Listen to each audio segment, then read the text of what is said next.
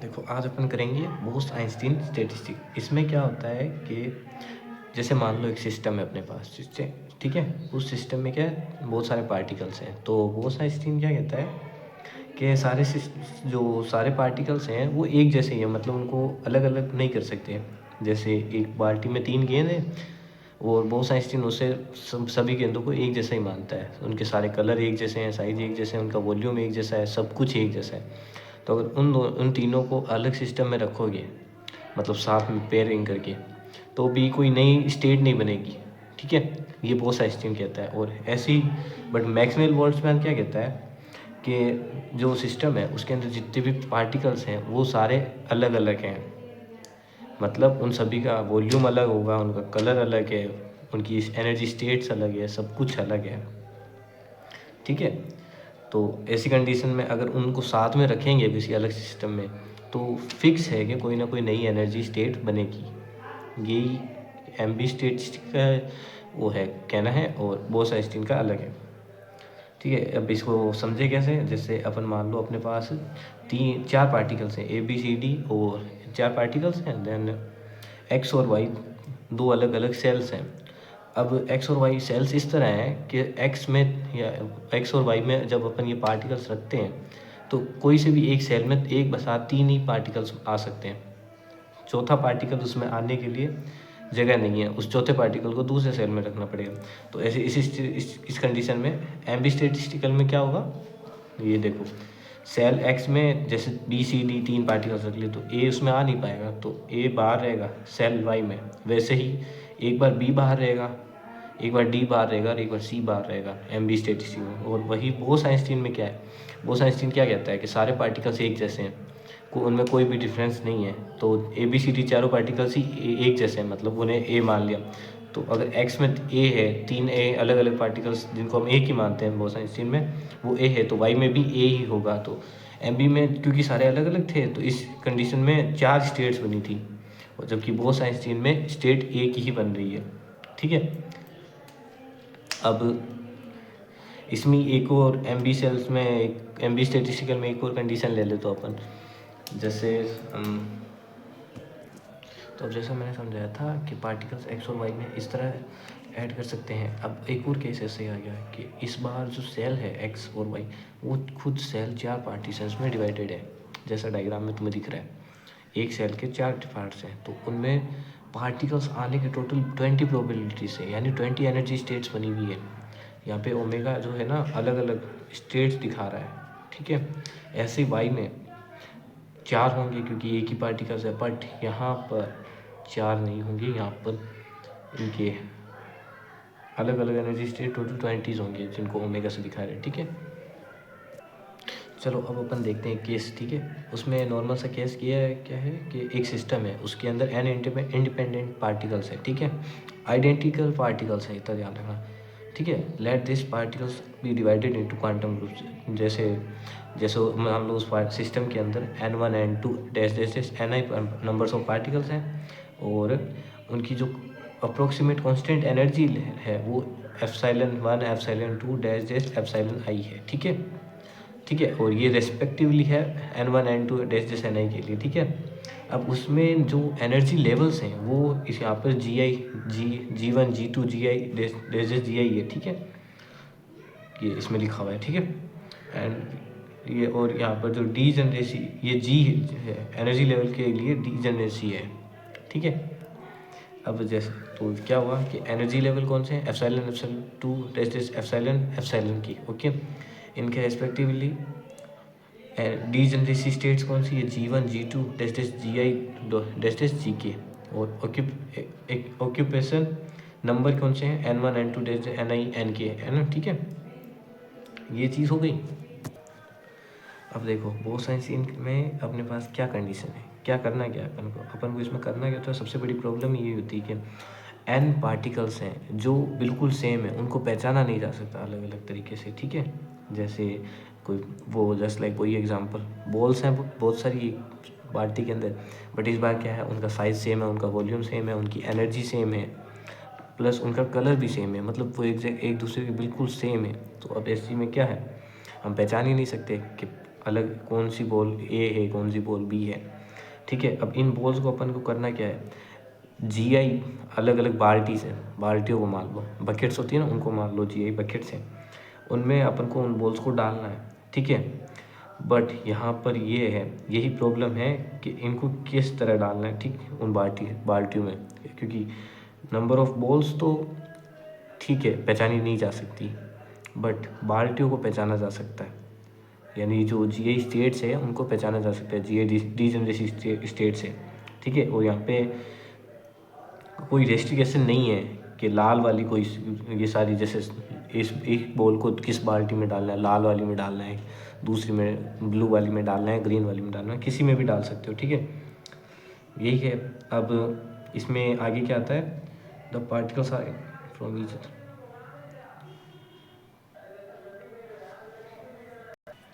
अब देखो इसमें बहुत सारे, अब जो ये अपन ने जो बात कही है इसके अंदर 3 केसेस बनते हैं। उनमें पहला केस क्या है कि जो पार्टिकल्स हैं वो पहचाने ही नहीं जा सकते एक दूसरे में, the particles are indistinguishable from each other so that there is no distinction be the different ways in which N particles can be choose. मतलब अब चूँकि सारे पार्टिकल सेम ही हैं तो कोई दूसरा रास्ता है ही नहीं, मतलब कोई रास्ता ही नहीं है कि एन पार्टिकल्स को, अपन जो पार्टिकल्स चूज़ कर रहे हैं उनको कैसे अलग अलग तरीक़ों से चूज़ करने, कोई अपने पास ऑप्शन ही नहीं है, क्योंकि सारे पार्टिकल सेम है। अब जो अपने पास एनर्जी लेवल्स हैं, जैसे अपन ने एक्स और वाई सेल्स बोला, वैसे लेवल्स भी होते हैं ना, सब लेवल्स। तो अपने पास जो लेवल है, हर आई वे यानी ith quantum states contents 0 1 2 and identical particles, यानी हर स्टेट के लिए उसका खुद का आइडेंटिकल पार्टिकल है, चाहे वो पार्टिकल नंबर 0 हो, 1 2 या n कुछ भी हो, लेकिन हर स्टेट में कोई ना कोई पार्टिकल है, होगा ही होगा। और इसमें तीसरा केस क्या होता है कि जो अलग अलग लेवल्स हैं, जिन लेवल में पार्टिकल्स हैं, उन सभी लेवल्स की जो ग्रुप लेवल्स और ग्रुप्स हैं, उनकी जो टोटल एनर्जी है वो, मतलब एनर्जी का जो सम होगा ना, वो उस पार्ट सिस्टम के टोटल एनर्जी को रिप्रेजेंट करेगा। जैसे यहाँ पे लिखा, the sum of energies of all particles in the different quantum groups taken together constitutes the total energy of the system. मतलब जो अलग अलग क्वांटम स्टेट्स हैं, ग्रुप्स हैं, क्वांटम स्टेट्स या ग्रुप कहते हो आप जिनमें भी, उनमें जो पार्टिकल्स हैं उनकी तो टोटल जो एनर्जी को लिया जाए, उन्होंने साथ में किया रखा जाए, तो ये मिलकर है ना उस सिस्टम की टोटल एनर्जी बनाती है, ठीक है।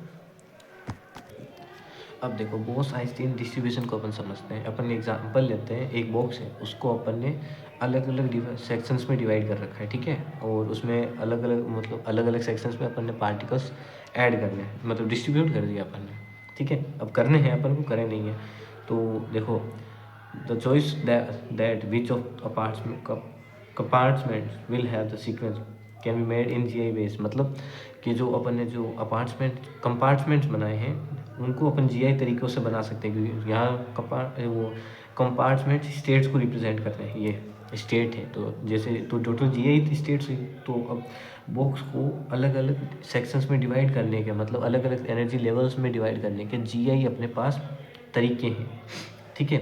अब जैसे उनमें से एक अपन ने एक स्टेट बना दी, जैसे G1 स्टेट बना दी, और उसमें N1 पार्टिकल्स ऐड कर दिया, ठीक है। तो यहाँ पे क्या लिखा है, अपन जैसे एक स्टेट बन चुकी है, तो जो total number of states GI थी, अब उनमें से एक स्टेट माइनस हो गई, यानी जीआई -1 स्टेट्स बची है, और एन आई पार्टिकल्स में से एक पार्टिकल हट चुका है, तो Ni-1 पार्टिकल्स बचे हैं अपने पास, ठीक है। अब तो टोटल पार्टिकल्स जो पीछे बचे हैं वो Ni+Gi-1 तरीके से अरेंज, मतलब किसी भी तरीके से इक्वली डिस्ट्रीब्यूट कर सकते हैं, क्योंकि पार्टिकल्स है ना जो Ni पार्टिकल्स, उन्हें अलग अलग वो पहचाना नहीं जा सकता, सारे के सारे सेम हैं, ठीक है। इसलिए जो total number of phase realizing the distribution will be, यानी जो टोटल नंबर ऑफ जो पार्टिकल्स डिस्ट्रीब्यूट करने के जो तरीके हैं उनकी संख्या अपने पास हो गई जी आई ऑफ Ni+Gi-1 फैक्टोरियल। ये जो है ना, ये अपने पास तरीके आ गए, कि इतने तरीक़ों से अपन उस बॉक्स के अंदर पार्टिकल्स को डिस्ट्रीब्यूट कर सकते हैं, मतलब एनर्जी स्टेट्स बना सकते हैं इस तरह से, ठीक है।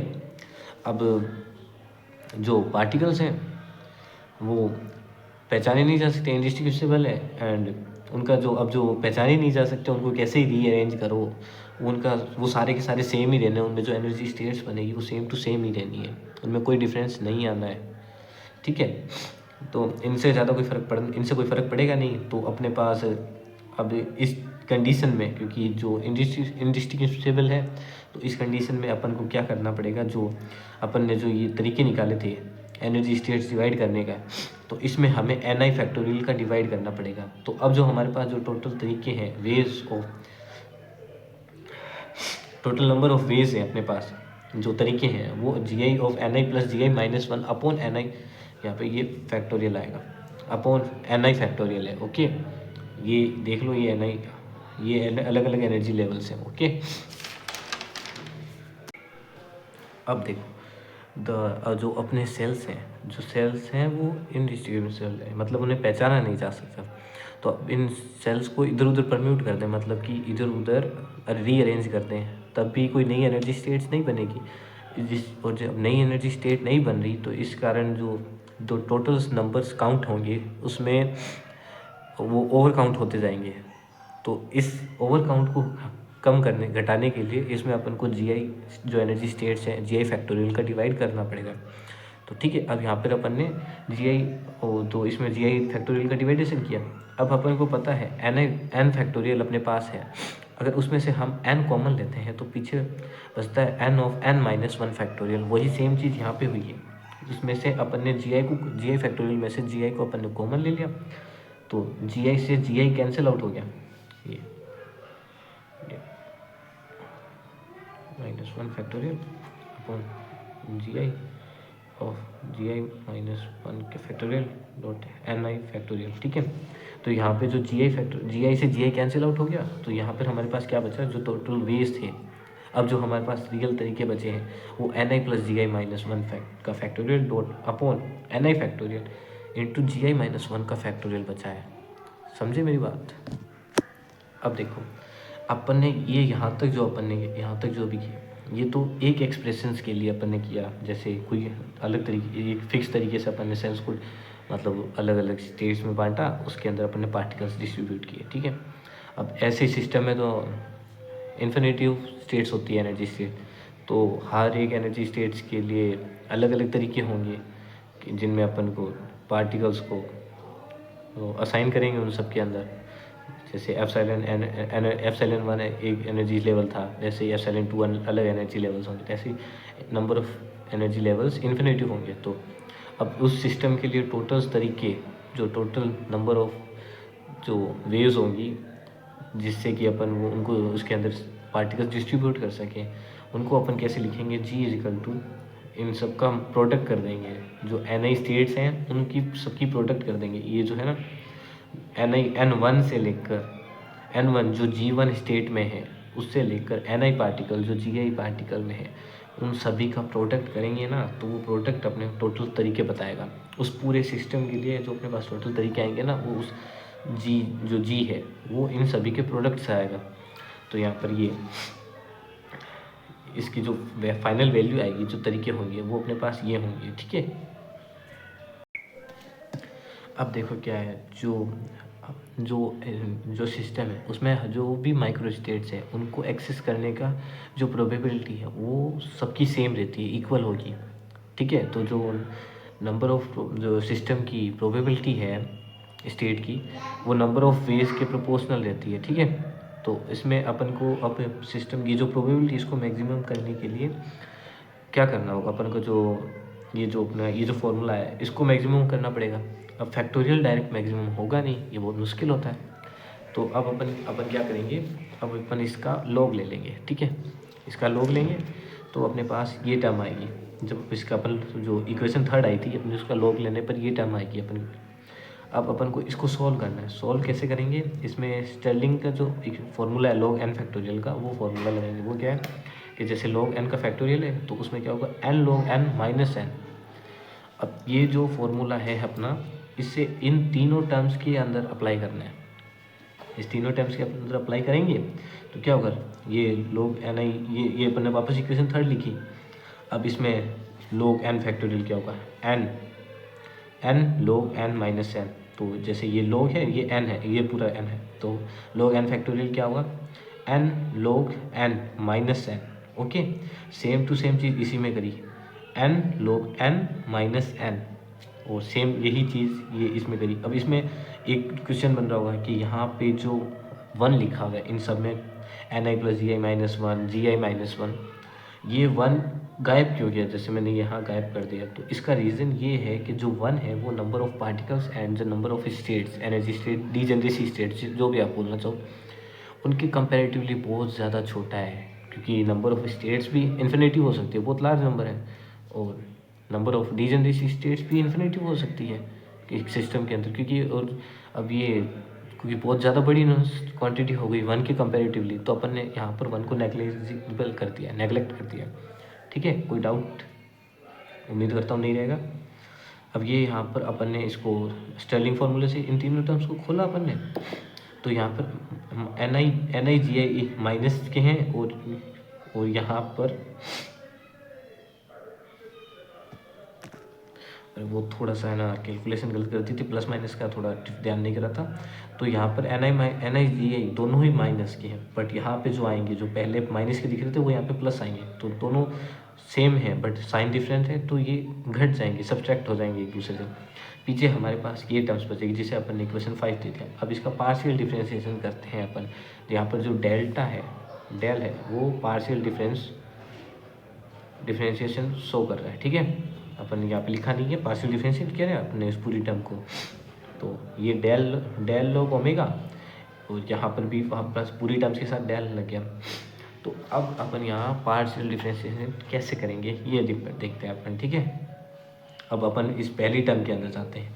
एक बार इस पूरी टर्म को छोड़ दो, इस पूरी टर्म को अपन हटा देते हैं, है ही नहीं इसको, अपने पास सिर्फ ये इतनी सी टर्म है, इतनी सी। तो इसमें अपन इसको u मान लेते हैं, इसको v मान लेते हैं। u डॉट वी से अपन इसको पार्शियल डिफ्रेंशिएट करेंगे। ठीक है, तो इसमें पहले u का डिफ्रेंशिएशन किया, तो u में क्या है, u del u dot V होगा। तो u का डिफ्रेंशिएट किया है, तो अपने पास जी आई कॉन्स्टेंट है और एन आई वेरिएबल है, नंबर ऑफ पार्टिकल्स वेरिएबल है। ठीक है, तो अपने पास क्या है, डेल एन आई, और जी आई कॉन्स्टेंट है तो ये 0 हो गया, और साथ में v मल्टीप्लाई में था, तो del N I log N I plus G I. ठीक है, अब u को छोड़ा, v का डिफ्रेंशिएशन करेंगे। v का डिफ्रेंशिएशन कैसे होगा, u को वैसे के वैसे कांस्टेंट रखा अपन ने, u को वैसे के वैसे कांस्टेंट रखा, ये N I plus G I. ठीक है, अब log x का डिफ्रेंशिएशन क्या होता है, 1/x, तो log N I plus G आई का डिफ्रेंशिएशन क्या हुआ, N I plus 1/ni plus G आई। अब एन आई वेरिएबल है, कांस्टेंट नहीं है, कांस्टेंट जी आई है। ठीक है, तो जी आई का 0 हो गया, बट एन आई का क्या डिफ्रेंशिएशन हुआ, डेल एन आई। सेम यही चीज़ अपन ने यहाँ करी, u डॉट वी से डिफ्रेंशिएशन किया, तो क्या आया, del N I dot log N I minus N I by N I del N I. अब ये पूछोगे कि ये कहाँ गया, तो क्योंकि जी आई कॉन्स्टेंट है, तो कॉन्स्टेंट का डिफ्रेंशिएशन 0 होता है, तो इसको अपन ने हटा दिया, ये 0 हो गया, ये चला गया 0 के पास। ठीक है, अब ये देखो यहाँ पर ये टर्म कट गई, ये टर्म और ये टर्म कट गई। ठीक है, तो यहाँ पर क्या बचा, डेल एन आई प्लस का, और यहाँ क्या बचा, माइनस का डेल एन आई। तो अब ये दोनों भी कट गए, सब्सट्रैक्ट हो गए, तो अपने पास लास्ट में टर्म बची del N I log N I plus G I minus del N I log N आई।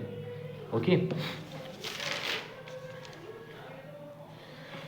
तो अब ये जो अपन ने इसको कॉमन, यहाँ पे कॉमन ले, यहाँ पर इस टर्म में अपन ने यहाँ पे कौन सा फॉर्मूला लगाया, log a minus log b, del N I common ले लिया, तो यहाँ पे log a माइनस b क्या होता है, log a बाई b।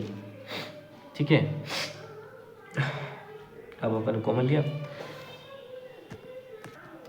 तो अब अपन क्या करेंगे, ये अपना, अब यहाँ से अपन ने माइनस कॉमन लिया, ये माइनस कॉमन ले लिया, तो अब ये यहाँ पे क्या बना, log N I minus log of N I plus G I. ठीक है, अब यहाँ पर log a minus log b वाला फॉर्मूला लगाएंगे, तो ये टर्म सेम रहेगी, जबकि यहाँ क्या हो जाएगा log a बाई बी, क्योंकि log a minus B log a upon B होता है, तो ni प्लस जी आई हो गया, ठीक है। और यहाँ अपना डेल लॉग ओमेगा चल रहा था, जो ओमेगा यहाँ पर energy the number of ways है, मतलब कितने तरीके से अपन वो डिस्ट्रीब्यूट कर सकते हैं, ठीक है, वो हो गया। अब ये यहाँ पे तुम देख सकते हो। अब देखते हो मैक्सिमम जो अभी क्या होगा, जो अपने जो सिस्टम की प्रोबेबिलिटी मैक्सिमम करने के लिए अपने पास कंडीशन ये है कि ये जो है इसका जो समीशन है वो 0 के बराबर होना चाहिए। अपन ने 0 के बराबर रखा है इसको, यहाँ पर आई पार्टिकल्स हैं तो summation I log ni upon ni plus G, तो डेल ni 0 कर दिया अपन ने कंडीशन के अकॉर्डिंग, ठीक है। अब इस कंडीशन को सेटिस्फाई करने के लिए ये दो कंडीशंस होगी, ठीक है। Del N summation del N is equal to 0, और जो एनर्जी स्टेट्स है डेल ई वो भी उनका summation epsilon del N I वो भी 0 के बराबर होना चाहिए, ठीक है। अब अपन क्या करेंगे, इन दो जो अपन ने दो ऑक्सिलरी कंडीशंस आई है अपनी, जिनको अपन ने इक्वेशन 8 और 9 दिया है, तो उसमें क्या करेंगे, इक्वेशन 8 में अपन अल्फा की मल्टीप्लाई करेंगे, देन इक्वेशन 9 में अपन बीटा की मल्टीप्लाई करेंगे। फिर क्या करेंगे, इन दोनों को ऐड कर देंगे, और ऐड करने के बाद जो इक्वेशन 7 है इसके एक्सप्रेशंस में ही इसको कैसे लिखते हैं उसको अपन इस तरह से लिखेंगे, summation log ni upon ni plus G I plus alpha plus beta epsilon 1 del ni is equal to 0, जिसे अपन ने इक्वेशन नंबर 10 दे दिया, ठीक है। अब चूँकि जो डेल ni है वो इंडिपेंडेंट है, एक मतलब जो नंबर ऑफ पार्टिकल्स है वो सारे एक दूसरे से इंडिपेंडेंट है, कैसे भी रख सकते हैं, ठीक है, उनमें कोई वो क्या बोलते हैं एक दूसरे पे डिपेंडेंस नहीं है, ठीक है। तो ये तो 0 होने से रहा, तो बचा ये, अब ये 0 के बराबर करेंगे अपन, ये अपन ने 0 के बराबर करा, इधर अपन ने उधर ट्रांसफ़र किया, तो minus of alpha plus beta epsilon 1 epsilon I आया, और इधर log ni upon ni plus G I रहा, ठीक है।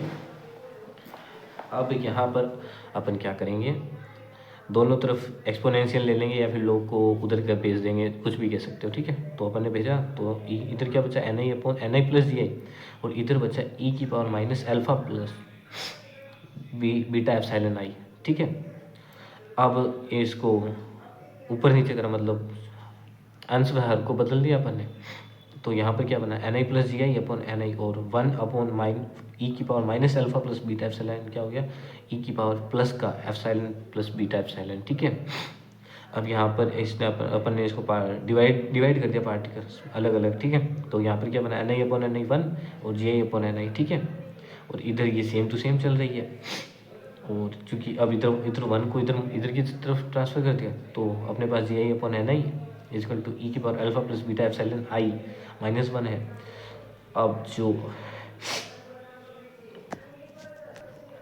अब अपने पास जो पार्टिकल्स डिस्ट्रीब्यूट करने के मतलब जो ni की फॉर्मूला है वो अपने पास ये आ जाता है जी आई अपॉन ई की power alpha plus beta epsilon I minus 1, यही बोस-आइंस्टीन के फॉर्मूला है, ठीक है। ये जैसा आप यहाँ पे देख सकते हो, represent the most probable distribution of the elements among various energy levels for a system obeying Bose-Einstein statistic। Bose-Einstein statistic को फॉलो करते हुए तो जो मोस्ट प्रोबेबल डिस्ट्रीब्यूशन होगा एलिमेंट्स का अलग अलग एनर्जी स्टेट्स में, वो इस फॉर्मूले के ज़रिए अपन रिप्रेजेंट कर सकते हैं, या किसी अगर कोई पूछे तो उसको ये फॉर्मूला बता सकते हैं। इसी से जो डिस्ट्रीब्यूशन तो अलग अलग तरीके से होता है, जो लेकिन बोस-आइंस्टीन में जो मोस्ट प्रोबेबल डिस्ट्रीब्यूशन होगा वो इसी फॉर्मूले से आता है, समझे मेरी बात। तो ये था अपना बोस-आइंस्टीन डिस्ट्रीब्यूशन, ठीक है।